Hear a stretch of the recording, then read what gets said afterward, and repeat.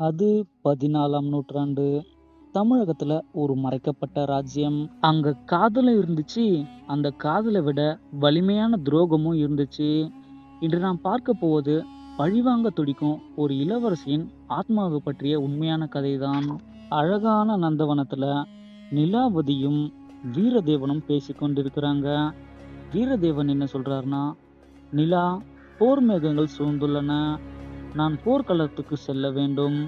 ஆனால் என் உயிர் உன்னோடு தான் இருக்கும் அப்படின்றாரு. அதுக்கு நிலாவதி என்ன சொல்றாங்கன்னா, தேவா, நீங்க வெற்றியோடு திரும்புவீர்கள் என்று எனக்கு தெரியும். உங்களுக்காக நான் இந்த கோபுரத்தினோட உச்சியில காத்து கொண்டிருப்பேன் அப்படின்னு சொல்றாங்க. அப்படியே இருவரும் தன்னோட கைகளை கோர்க்கிறாங்க. தளபதி போருக்கு சென்ற பின் மந்திரி சகுனி இளவரசிய சந்திக்கிறாரு. இப்ப மந்திரி சகுனி இளவரசி கிட்ட என்ன சொல்றாருன்னா, இளவரசி, தளபதி வீரதேவன் போர்க்களத்துல இறந்து விட்டதாக செய்தி வந்துள்ளது. இப்போது இந்த ராஜ்யம் என் கைக்குள் வர வேண்டும். அதற்காக நீங்கள் என்னை மணக்க வேண்டும். இல்லைன்னா நீங்க சாக வேண்டும் அப்படின்னு சொல்றாரு. அதுக்கு நிலாவதி என்ன சொல்றாங்கன்னா, துரோகி, என் உயிர் போகும் வரை அது நடக்காது. வீரதேவன் எனக்காக வருவார் அப்படின்னு சொல்றாங்க. இதை கேட்ட உடனே மந்திரி கோவப்பட்டு, அப்படியானால் நீயும் அவனிடமே சென்று விடு அப்படின்ட்டு மந்திரி நிலாவதிய கோட்டைக்கு உச்சியில இழுத்து சென்று அங்க இருந்து தள்ளி விட்டுடுறாரு. நிலாவதி கீழே விழுந்து இறக்கும்போது அவள் கண்கள் சிவப்பாக மாறுகிறது. அவளோட கண்கள் மந்திரிய பார்த்து முறைக்குது. நிலாவதி ஆக்ரோஷமான குரல்ல என்ன சொல்றாங்கன்னா, சகுனி, நான் மீண்டும் வருவேன். உன்னையும் உன் வம்சத்தையும் நிழலாக தொடர்வேன் அப்படின்னு சொல்லிட்டு அந்த இடத்திலே இறந்து போறாங்க.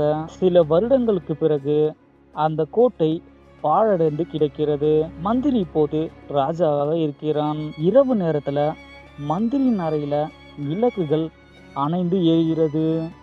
காலுல சலங்கை சத்தம் கேட்கிறது. மந்திரி பயத்துல, யாரது, காவலாளி, எங்க போனீங்க, யாரது யாரதுன்னு பயத்துல அலறாரு. இப்போது மந்திரிக்கு முன்னாடி நிலாவதியின் ஆவி தோன்றுகிறது. கலைந்த தலைமுடி, வெள்ளை ஆடை, கண்கள் நெருப்பாக எரிகிறது. நிலாவதி இப்போ பேயோட குரல்ல, சகுனி, உனக்கு ஞாபகம் இருக்கிறதா? இதே நாளில்தான் என் உயிரை பறித்தாய். அன்று நான் எழுதேன், இன்று நீ அழப்போகிறாய் அப்படின்ட்டு ஆக்ரோஷமா சிரிக்கிறாங்க. அதுக்கு மந்திரி பயந்து கொண்டே, என்னை மன்னித்து விடு நிலா, உனக்கு என்ன வேண்டும் அப்படின்னு கேட்கிறாரு.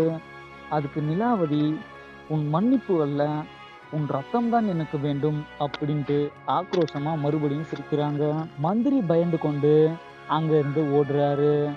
நிலாவதி மந்திரிய அதே கோட்டையோட உச்சிக்கு இழுத்து செல்றாங்க. இப்போ நிலாவதி என்ன சொல்றாங்கன்னா, துரோகத்திற்கு மரணம் மட்டுமே தண்டனை அப்படின்றாங்க. அந்த கோட்டையோட உச்சிலிருந்து இப்ப மந்திரிய நிலாவதி தள்ளி விட்டுறாங்க. மந்திரியும் கீழே விழுந்து அதே இடத்துல இறந்து போறாரு. இப்போ அந்த இடத்துல வீரதேவனின் ஆவி தோன்றுகிறது. நிலாவதியின் கையை அது பிடிக்கிறது. அதுக்கப்புறமா சிறிது நேரம் கழித்து 2 பேரோட ஆவியும் அந்த இடத்திலிருந்து மறைந்து போகிறது.